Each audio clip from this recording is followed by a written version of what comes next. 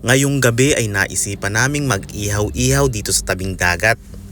Pagdating namin ay iniready na ni Mr. Eric at ni Mr. Shin ang aming gagamiting pang-ihaw.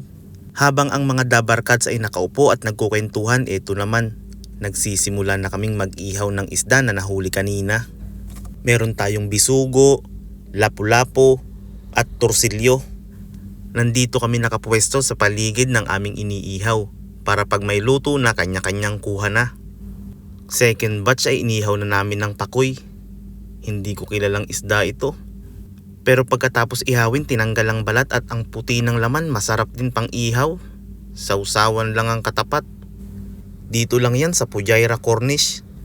3 to 5 minutes lang mula sa bahay namin. Pagkaluto ng lahat ng isda ay iniready na ni Mr. Eric ang baboy. Nilagyan lang ng asin at paminta. Pwede na. Pero habang nag-iihaw, kumakain na din kami.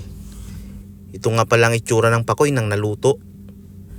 Nagsalang na din kami ng inihaw na baboy. Ay naku, kasarap. Iba talaga pagluto sa uling. May kapartner pa na lettuce. Samahan pa ng kimchi at sausawang koreano. At may pangpainit na pangtagay para sa malamig na panahon. At ito ang pinakahuli, yung lapu-lapu, dahil hindi siya kasya kanina sa ihawan natin.